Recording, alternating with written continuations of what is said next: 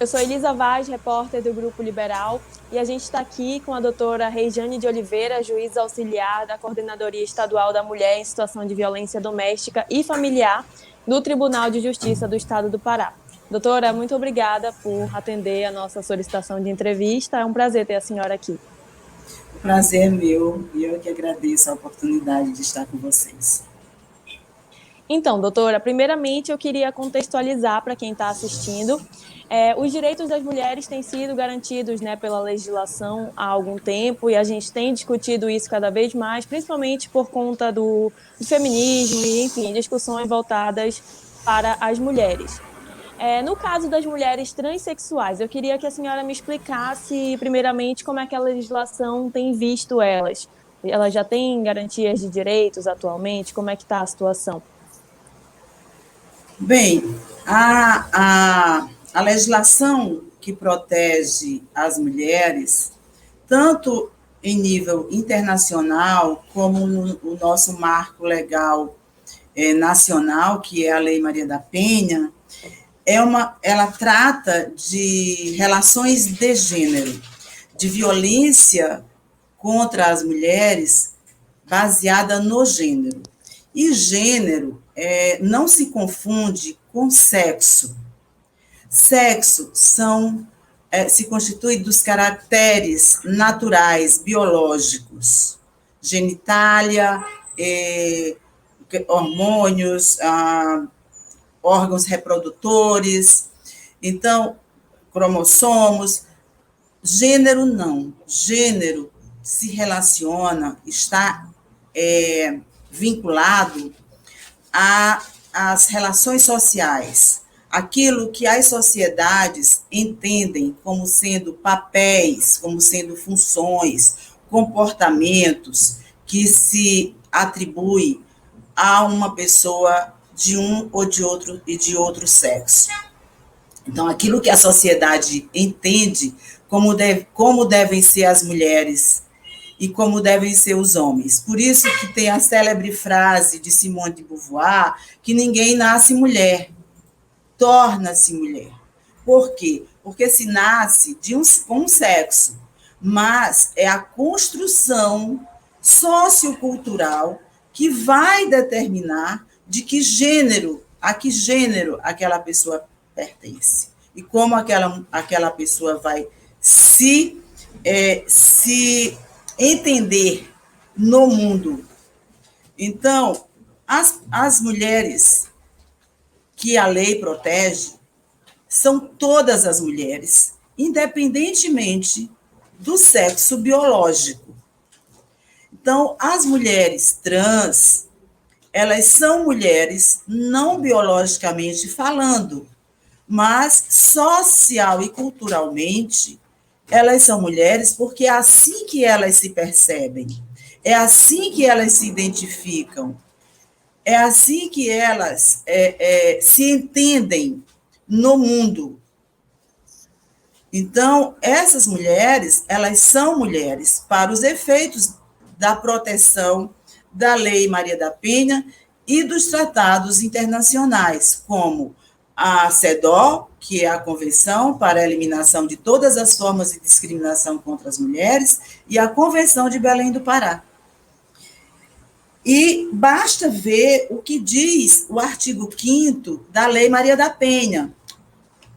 A Lei Maria da Penha, no seu artigo 5º, diz que, para os efeitos desta lei, configura violência doméstica e familiar contra a mulher qualquer ação ou omissão baseada no gênero. Então, veja-se que aqui está o fundamento para que todas as mulheres, independentemente do seu sexo, da sua orientação sexual, sejam protegidas pela Lei Maria da Penha. E assim também o diz a Convenção de Belém do Pará, que também diz que são para a proteção das mulheres, e o que constitui violência contra as mulheres são as violências, as ações ou omissões que causem dor, sofrimento físico, psicológico, moral, que sejam baseadas no gênero. Uhum. Perfeito. Então, a senhora vê essa inclusão das mulheres transexuais na lei da Maria da Penha como necessária, né? Sim, a Lei Maria da Penha já trouxe essa inclusão. Ela já incluiu as pessoas trans, as mulheres trans, quando diz que a violência que a lei, que a lei está protegendo as pessoas nessa situação de violência e que a lei procura coibir e procura enfrentar e procura erradicar é a violência baseada no gênero. Então, as mulheres trans, e assim como as travestis, porque elas também se colocam no mundo como mulheres, elas estão protegidas por essa lei. A própria lei já traz isso. E, como eu lhe disse, os instrumentos internacionais também dizem que a proteção se dá para as pessoas, as mulheres que estejam em situação de violência baseada no gênero. Então, não se pode fazer exclusão de mulheres que sofram violência. A nossa lei, Maria da Penha, ela tem uma especificidade. Ela protege as mulheres em situação de violência, mas a violência doméstica e familiar ou nas relações íntimas de afeto. Então, se uma mulher transexual, uma mulher transgênero ou uma travesti sofre uma violência no âmbito doméstico e familiar, numa relação íntima de afeto, por um parceiro atual ou ex, porque a lei também não faz distinção para a proteção que esteja num relacionamento afetivo atual ou que já haja se findado. Essa mulher, se ela sofreu violência baseada no gênero, ela sim tem direito à proteção da Lei Maria da Penha. E os tribunais, os juízes, as juízas, vêm sim fazendo essa interpretação da Lei Maria da Penha na forma, né, entendendo que é pelo gênero e não pelo sexo. Sim. Há várias decisões em vários tribunais, nas varas de violência doméstica, em que há pedidos de medidas protetivas de mulheres trans e de travestis também, que têm sim sido atendidos, que têm sido concedidas, desde que haja também os outros elementos que configuram a aplicação da Lei Maria da Penha, quais são? Que a violência se dê num contexto, num contexto doméstico e familiar, ou em relações íntimas de afeto. Uhum. Entendi.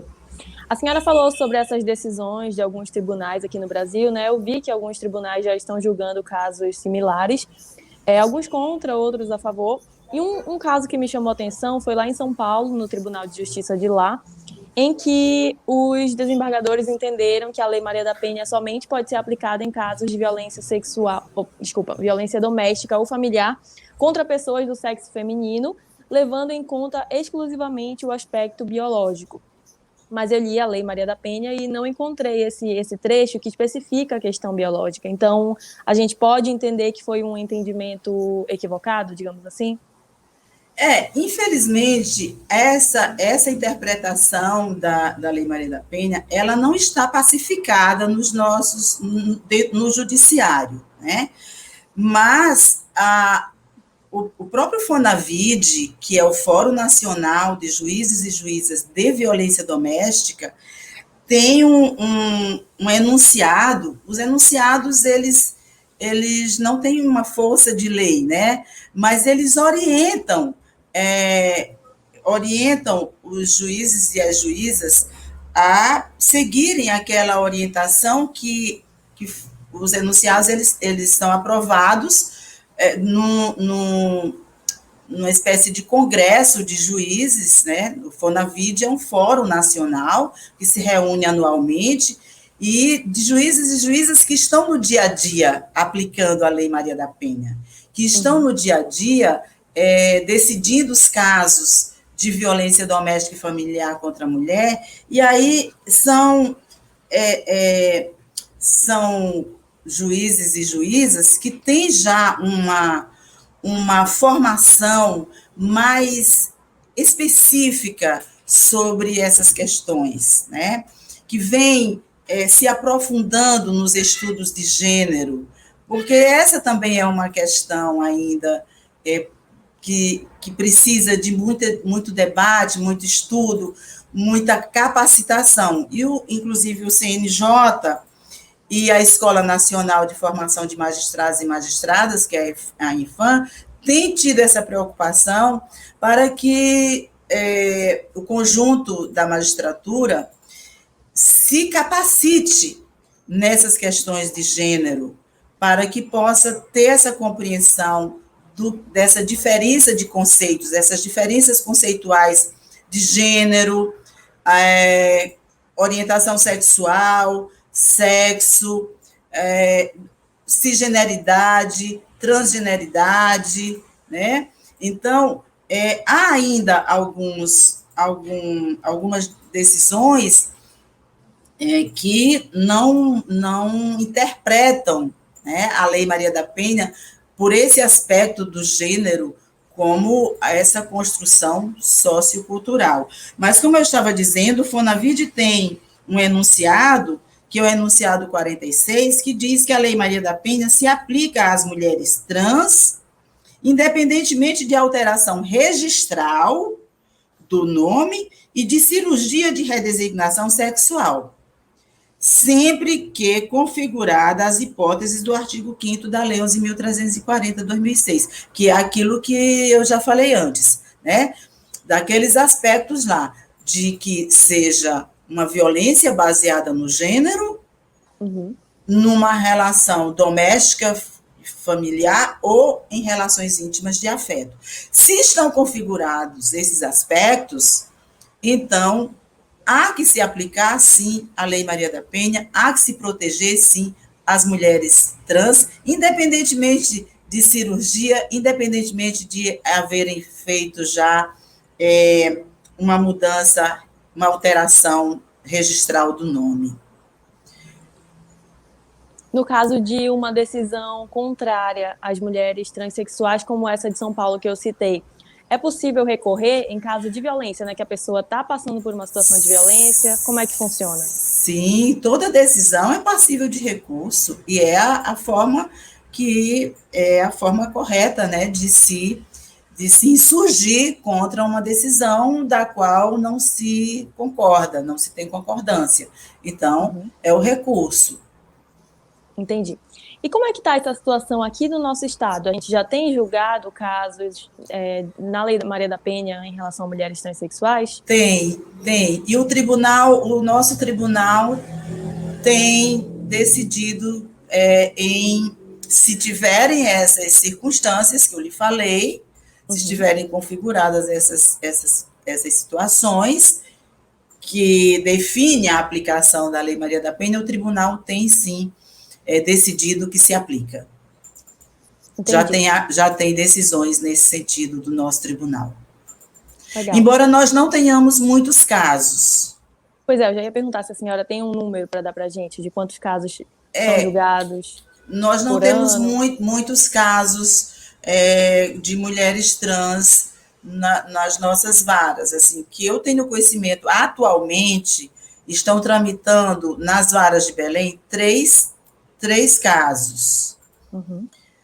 Mas no tribunal eu já vi 2 decisões do nosso tribunal em que houve recurso e o tribunal decidiu, sim, que aplica-se a Lei Maria da Penha para pessoas trans ou transexuais ou travestis. Entendi. Doutora, levando em consideração justamente essa divergência de entendimentos em relação à aplicação da Lei Maria da Penha, O que precisa ser feito para que essa aplicação tenha mais segurança jurídica, né? É preciso alterar essa lei ou a senhora acredita que ela já está padronizada ou a senhora acha que deve ter uma legislação específica para mulheres transexuais? Como é que a senhora vê isso? Olha, eu acho que a Lei Maria da Penha não tem necessidade de alterações, mas devido a ainda haver uma dificuldade de entendimento por parte de alguns não só dentro do judiciário, mas no sistema de justiça como um todo, desde lá as delegacias, passando pelo Ministério Público e no judiciário, ainda há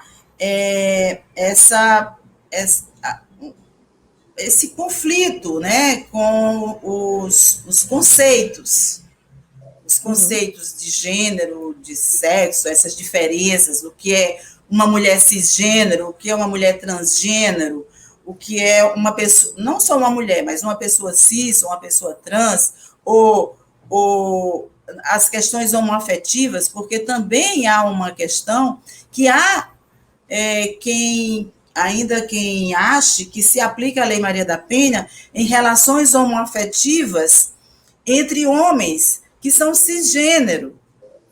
Então, homens, só pelo fato de ser homossexual, e que não tem uma identidade de gênero, não há que se aplicar a Lei Maria da Penha, porque ali não há uma identidade de gênero, não há uma expressão social de gênero, do gênero feminino. Aqueles dois homens, numa relação homoafetiva, eles não se entendem no mundo como mulheres, eles se entendem como homem, eles são cisgênero, eles são homossexuais, mas não são transsexuais. Não tem uma identidade de gênero diversa do sexo biológico deles. Então, para eles, tem a legislação ordinária e não a legislação especial, que é para mulher. E aí, mulher no sentido gênero, no sentido de mulher amplo, mulheres em todas as formas, não somente biológica, em todas as dimensões. Sim. Então, talvez fosse para a comunidade LGBT, porque não há nenhuma divergência, não há nenhuma dúvida com relação às relações de mulheres lésbicas, porque a lei é bem clara, que ela independe de orientação sexual. Tá. E aí, se há um casal de mulheres lésbicas, é orientação sexual. Então, não há nenhuma divergência na aplicação da lei, porque ela é bem clara.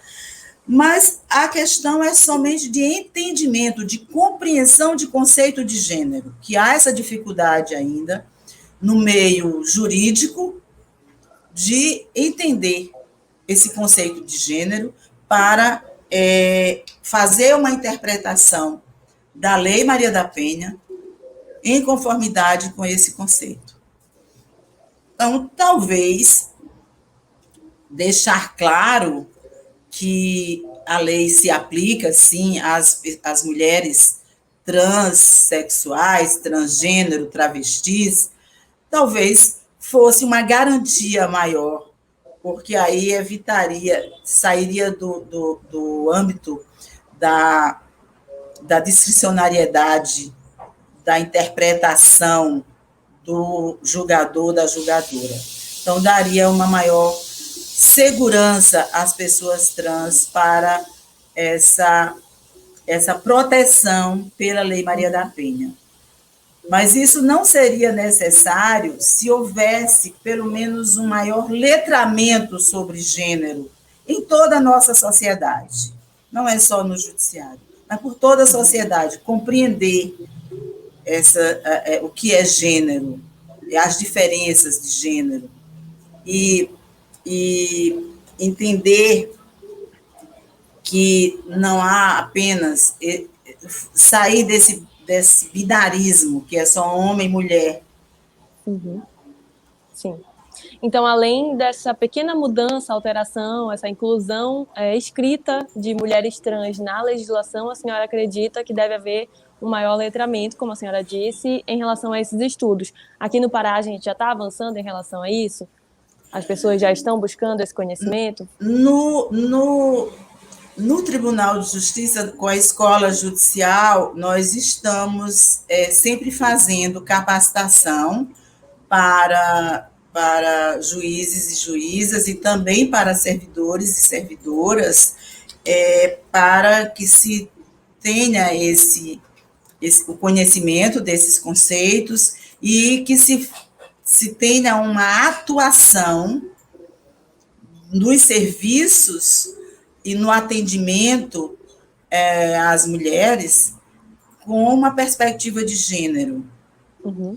E para além da perspectiva de gênero, uma perspectiva antidiscriminatória. Sim. Que aí vem a questão da interseccionalidade, né, com raça, com etnia, porque nós sabemos que a maioria das mulheres, são as pesquisas que mostram que a maioria das mulheres que sofrem violência doméstica e inclusive vítimas de feminicídio são mulheres negras. Então, é preciso que a gente também tenha esses estudos de gênero interseccionalizados com raça, com etnia, porque nós vivemos num país de formação indígena e principalmente aqui na Amazônia, que nós temos muitas comunidades indígenas. Perfeito, doutora. Bom, é isso. A senhora tem mais alguma coisa a acrescentar sobre esse debate da Lei Maria da Penha? Bom, eu acho que é importante que não se fale da Lei Maria da Penha e dessas questões relacionadas à violência contra as mulheres, não só no âmbito doméstico e familiar, que é o âmbito de aplicação da Lei Maria da Penha, mas também porque há outras formas de violência, em que não violências de gênero, em que foge a aplicação da Lei Maria da Penha, como, por exemplo, mulheres que sofrem violência, importunação sexual nos transportes públicos ou em outros lugares, e que aí não é o perpetrador da violência, não é um membro da família, não tem relação íntima de afeto, é um desconhecido, mas eu acho que é importante que a mídia trabalhe sempre essas questões no sentido da conscientização, porque os índices de violência, a Lei Maria da Penha é um instrumento legal da maior importância. Essa lei veio trazer visibilidade para uma questão que era considerada uma questão doméstica, uma questão privada, e hoje a Lei Maria da Penha tem 15 anos e é uma das leis mais conhecidas da população. E aquilo que se dizia nem há tanto tempo assim, em que briga de marido e mulher não se mete a colher, hoje nós já vemos as pessoas dizendo que em briga de mulher tem que se meter a colher, todo mundo tem que meter a colher, para, inclusive, evitar feminicídios, salvar vidas, mas também que não se dê visibilidade pela mídia apenas nos momentos do 8 de março, né, do Dia Internacional da Mulher, ou no aniversário da Lei Maria da Penha, ou nos 16 dias de ativismo, que é lá em novembro, pelo fim da discriminação contra as mulheres, mas que todos os dias, que essa pauta seja uma pauta permanente, no sentido de informar e de conscientizar a população de que violência contra a mulher não é natural. Uhum. E que mulheres são várias. Não é só a mulher cisgênero. Não é só a mulher que é sexualmente mulher, biologicamente mulher, mas tem outras mulheres. Uhum. E que essas mulheres são essas mulheres que se identificam sendo mulheres e que elas merecem toda a proteção da sociedade. Com certeza. Então, eu acho que é importante que essa pauta seja permanente, no sentido de informar, conscientizar, porque somente assim, somente a lei não vai evitar a violência, não vai erradicar a violência. É preciso que haja esse letramento que eu falo, letramento em gênero, letramento em questões raciais, questões étnicas, é preciso que haja para toda a sociedade. Sim. E até é interessante a senhora citar isso, porque, assim, eu não tenho dados agora, mas acredito que essa violência fora do âmbito familiar, essa violência pública de discriminação, é muito mais comum para mulheres trans, né? Então é preciso, sim, discutir essa violência contra a mulher em todos os âmbitos, tanto dentro de casa, familiar, quanto na rua também, em relação à discriminação. Sem dúvida, sem dúvida. Bom, doutora, muito obrigada por ter aceitado o nosso convite. Eu agradeço a sua participação e adorei a entrevista. Foi bem Muito legal. obrigada a você, estarei sempre à disposição. Muito obrigada.